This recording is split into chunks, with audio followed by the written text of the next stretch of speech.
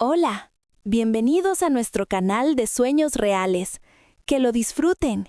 Donde sea que vivamos, los asuntos de familia nos afectan a todos por igual. La historia de hoy podría suceder en cualquier rincón del mundo. Escríbanos desde donde nos escuchan. Vamos a crear un mapa de nuestros oyentes. La mansión Castellanos se levantaba majestuosa en las afueras de la ciudad, rodeada de jardines exuberantes y fuentes de piedra blanca tallada a mano. Era el símbolo del poder, la riqueza y la tradición de una de las familias más prominentes del país. 3 generaciones de castellanos habían vivido allí, construyendo imperios comerciales, haciendo inversiones estratégicas internacionales y acumulando una fortuna que ahora superaba los $100 millones. La mansión contenía no solo bienes materiales, sino también historias, secretos y generaciones de esperanzas. Pero todo estaba a punto de cambiar de una manera que nadie podría haber predicho. Catalina Castellanos era la matriarca de la familia. A los 78 años, seguía siendo una mujer formidable, con mente aguda como el acero y voluntad de hierro que no cedería fácilmente. Su esposo había fallecido hace 10 años, dejándole el control total de la fortuna familiar y la responsabilidad abrumadora de mantener el legado intacto para las futuras generaciones. Catalina tenía 2 hijos, Alejandra, de 52 años, divorciada, sin hijos propios, y Roberto, de 48 años, también divorciado 2 veces, con 2 hijos adultos que vivían permanentemente en el extranjero y rara vez visitaban. Ninguno de los 2 se llevaba bien. Peleaban constantemente por la herencia, por el control de los negocios familiares, por la atención y aprobación de su madre. Era una guerra fría que se había extendido durante casi 3 décadas, silenciosa pero mortal en sus consecuencias emocionales. Catalina estaba cansada. Cansada de las peleas, cansada de los resentimientos, pero sobre todo, cansada de estar sola en aquella mansión enorme. Y entonces, un martes por la mañana, sonó el timbre de la puerta principal.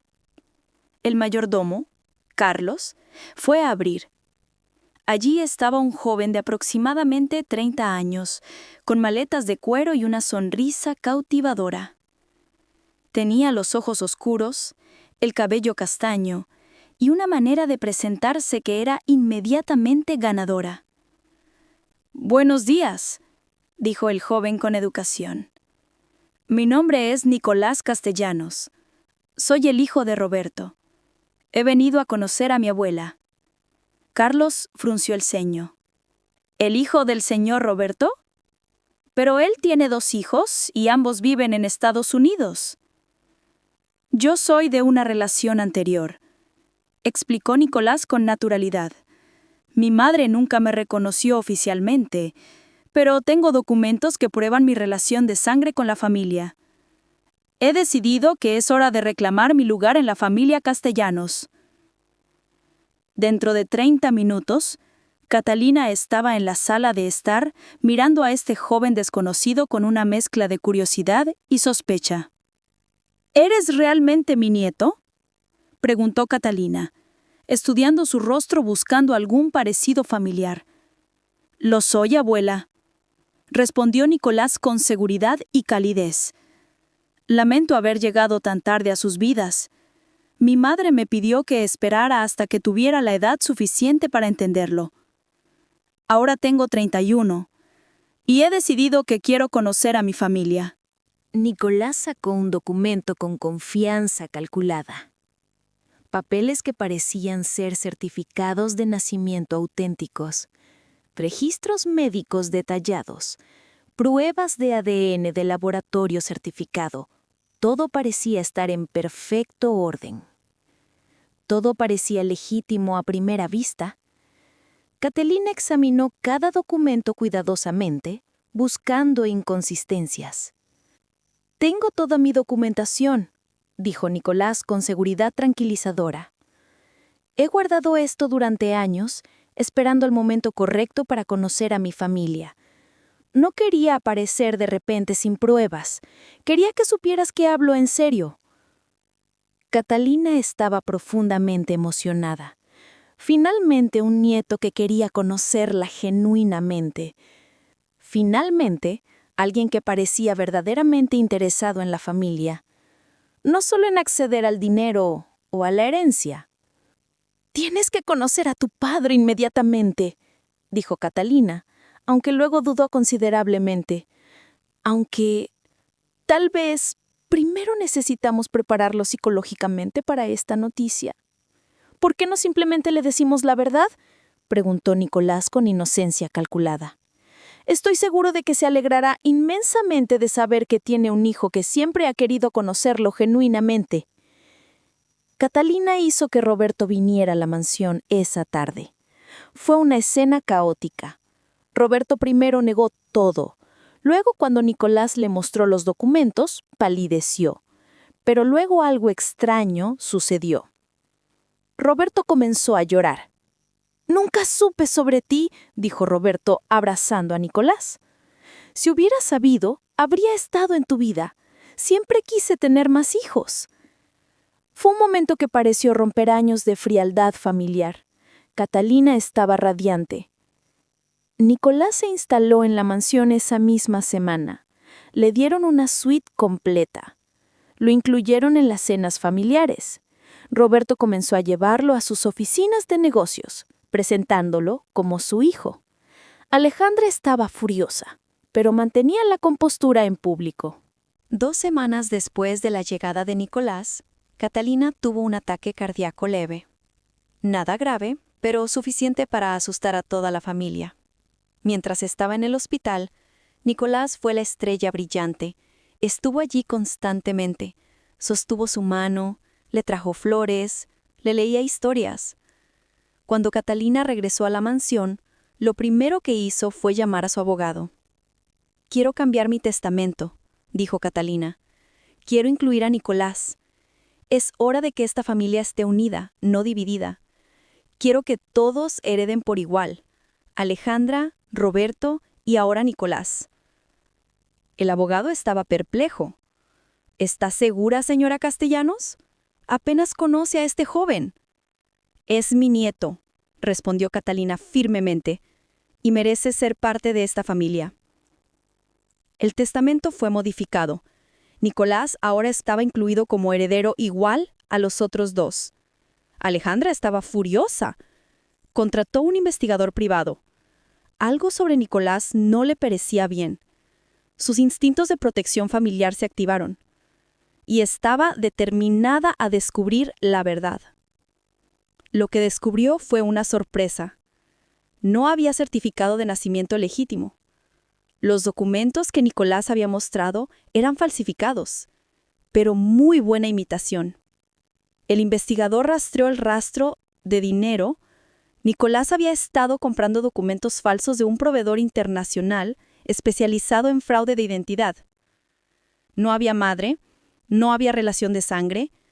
Nicolás era un impostor profesional, un hombre que había estudiado los registros públicos de la familia Castellanos, aprendido sus historias, identificado sus debilidades y luego se había infiltrado lentamente. Alejandra fue directamente a su madre con la información. «Es un fraude, mamá», dijo, mostrándole el informe del investigador. «Nicolás es un impostor. Sus documentos son falsos. No hay prueba de que sea parte de esta familia». Pero Catalina se negó a creerlo. «No, hija. Estás simplemente celosa de que ahora Roberto tiene un hijo que lo ama. Estás intentando sabotear esto porque no quieres compartir la herencia». «¿Me estás llamando mentirosa?», preguntó Alejandra, incredulidad en su voz. «No te estoy llamando mentirosa», respondió Catalina suavemente. «Simplemente creo que estás equivocada. He visto los documentos de Nicolás. Todo está en orden». Lo que Catalina no sabía era que Nicolás había preparado perfectamente su escape. Si alguien cuestionaba sus credenciales, tenía un plan de respaldo. Cuando Alejandra le confrontó directamente, Nicolás simplemente sonrió. «¿Sabe qué, Alejandra?», dijo con calma. «Tiene razón, no soy su sobrino. Pero ¿sabe qué? También tengo pruebas de que usted ha estado desviando fondos de los negocios familiares durante años.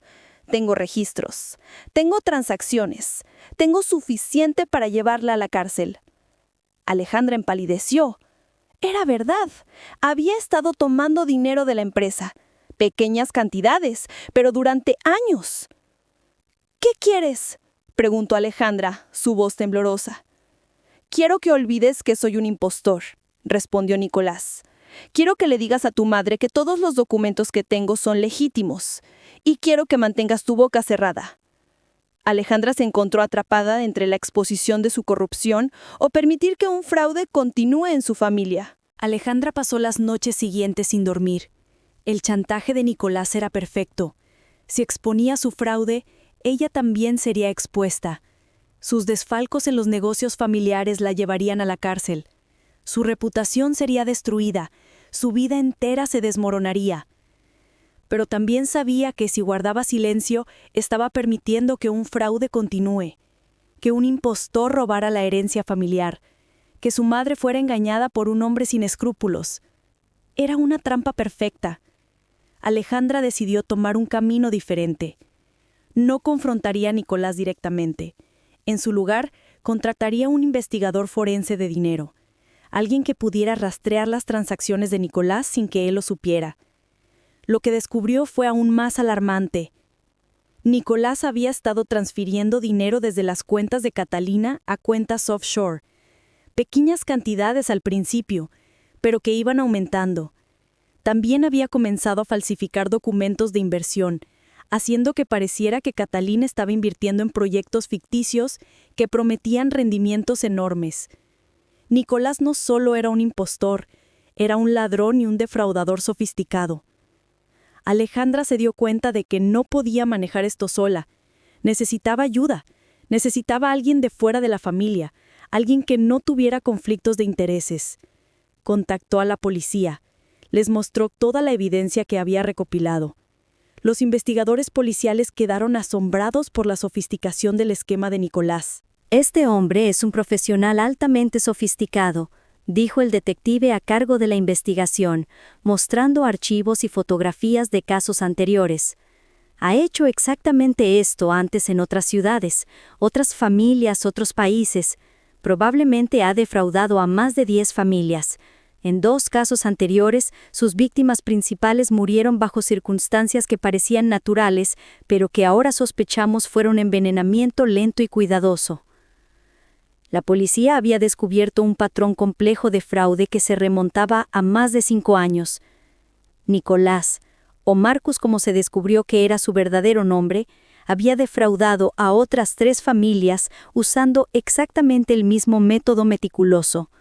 Infiltrarse lentamente como miembro de la familia, ganarse la confianza emocional de los miembros vulnerables, cambiar los testamentos legales y luego comenzar a transferir fondos de manera casi imperceptible a cuentas offshore.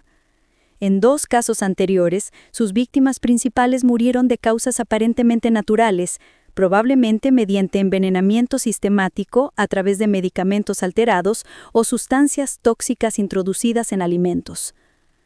La policía tenía pruebas suficientes para arrestar a Nicolás, pero primero necesitaban una confesión o más evidencia directa del fraude actual. Roberto fue informado de todo. Su reacción fue de horror absoluto. El hombre al que había aceptado como su hijo, al que había presentado a sus amigos, al que había incluido en sus negocios, era un criminal. ¿Cómo fue posible que no me diera cuenta?, preguntaba Roberto una y otra vez, destrozado. Porque es experto en lo que hace. Ha estudiado a su familia, conoce sus puntos débiles, ha jugado perfecto el papel. Catalina fue informada con delicadeza. La verdad fue casi demasiado para ella. Su ataque cardíaco no había sido causado por estrés físico, sino por las emociones. Y ahora, esto. Quería tanto creer que era mi nieto, dijo Catalina, llorando. Quería que nuestra familia estuviera unida. Y él aprovechó eso. El plan era que la policía colocara a Nicolás bajo vigilancia y atraparlo en el acto. Nicolás estaba a punto de transferir $5 millones a una cuenta offshore. Era la evidencia definitiva que necesitaban. Pero Nicolás era astuto. Notó cambios sutiles, más vigilancia de seguridad, miradas más largas de Alejandra, llamadas telefónicas que se cortaban abruptamente cuando él entraba en la sala. Una noche se fue. Simplemente desapareció. Dejó una nota en su habitación. Gracias por todo. Ha sido divertido. Pero creo que es hora de mudarme a otro proyecto.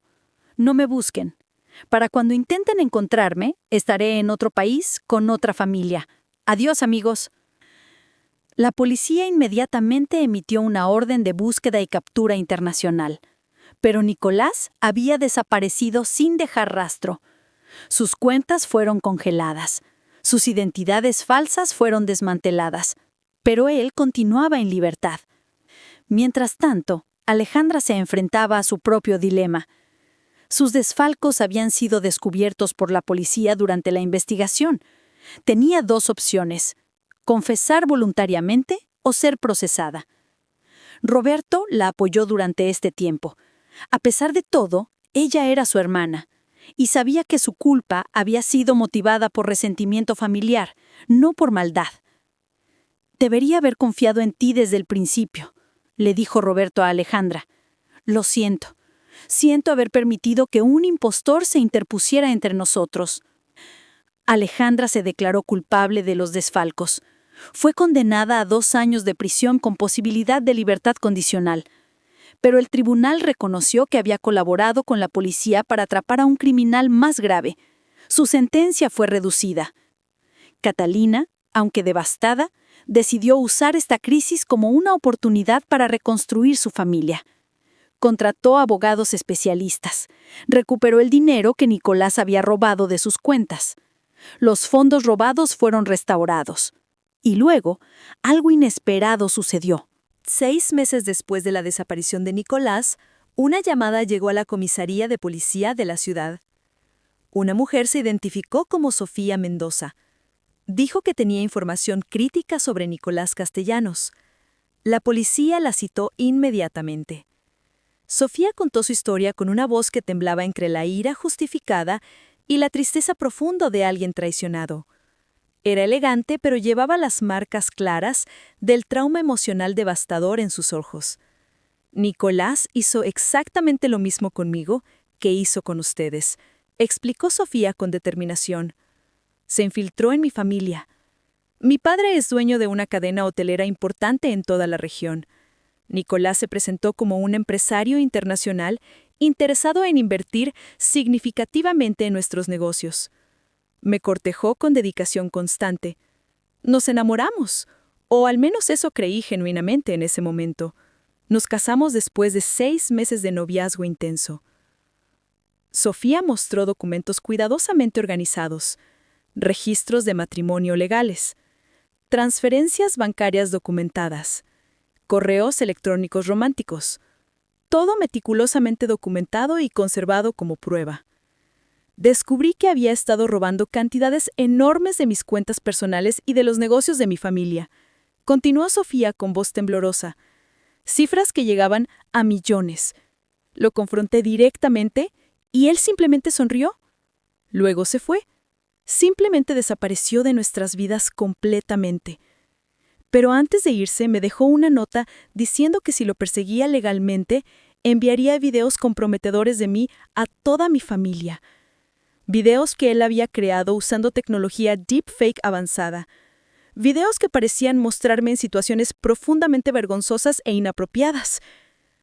Los detectives la escuchaban con atención y creciente, tomando notas cuidadosas. Los detectives la escuchaban con atención creciente. He estado siguiendo la pista de Nicolás, explicó Sofía. He hablado con otras mujeres. He encontrado a 4 más. Todas tienen historias similares. Todas fuimos defraudadas. Todas fueron chantajeadas para mantener silencio. Sofía entregó a la policía una carpeta completa con información sobre las otras víctimas. También tenía registros de cuentas bancarias que Nicolás había abierto, patrones de movimiento, posibles ubicaciones donde podría estar. La policía compartió esta información con agencias internacionales. Lo que emergió fue un perfil alarmante de un criminal seriado. Nicolás Castellanos no era su nombre real. Su nombre verdadero era Marcus Rivera. Era un criminal buscado en 8 países diferentes por fraude matrimonial, robo, chantaje y posiblemente homicidio. Las autoridades internacionales comenzaron una búsqueda coordinada. Mientras tanto, en la mansión Castellanos, la familia comenzaba a reconstruirse lentamente. Roberto y Alejandra, separados durante años por resentimiento, ahora trabajaban juntos para reparar los daños causados por el fraude. Catalina, aunque más frágil emocionalmente después del engaño, encontraba propósito en ayudar a Sofía y las otras víctimas a obtener justicia. «Debería haber escuchado a Alejandra desde el principio», dijo Catalina a Sofía en una llamada telefónica. «Si hubiera cuestionado mis suposiciones, si no hubiera estado tan desesperada por sentirme conectada a la familia, habría visto la verdad». Sofía respondió con compasión. «No es su culpa, señora Castellanos. Es culpa de un hombre manipulador que utilizó nuestras debilidades contra nosotros. Es culpa del sistema que permitió que documentos falsos fueran tan fáciles de crear». Las víctimas, ahora conectadas, decidieron trabajar juntas. Contrataron a un equipo legal especializado en fraude internacional. Presentaron una demanda civil contra Marcus Rivera en absentia, buscando recuperar los fondos robados. También trabajaron con autoridades para mejorar los sistemas de verificación de identidad. 3 meses después, hubo un avance. Marcus Rivera fue capturado en un pequeño pueblo en América del Sur. Estaba usando otro nombre falso y había comenzado a infiltrarse en otra familia adinerada cuando fue identificado por un agente encubierto. Fue extraditado a enfrentar juicio en múltiples países. Durante el juicio, Marcus mostró una falta total de remordimiento. Sonreía mientras escuchaba los testimonios de sus víctimas. Explicó que veía el fraude matrimonial como un juego y a sus víctimas como adversarios dignos. «Yo solo explotaba lo que estaba allí», dijo en su testimonio. «Estas mujeres querían creer en el amor romántico. Estas familias querían creer que sus miembros eran genuinos. Yo simplemente les di lo que querían, hasta que tenían valor suficiente para robarlo». El juez fue implacable. Marcus fue condenado a 30 años de prisión con posibilidad de libertad condicional solo después de 20 años. También fue condenado a restituir más de $50 millones a sus víctimas. En la corte, Catalina miró directamente a Marcus durante su sentencia. «Pensaste que eras inteligente», dijo Catalina, su voz fuerte a pesar de su edad. «Pensaste que podías manipular a una familia vieja, pero subestimaste la resiliencia de las personas que amas. Subestimaste nuestra capacidad de recuperarnos». Después del juicio, Sofía visitó la mansión Castellanos por primera vez. Catalina la recibió con los brazos abiertos. «Quiero que sepas algo», dijo Catalina. «Cuando Marcus se fue, dejó un vacío en esta casa. Un vacío que no puede ser llenado por dinero o herencias, pero lo que sí puede llenarlo es la amistad, la verdadera familia. Y me gustaría que consideraras que esta mansión también es tu casa, que esta familia también es tu familia».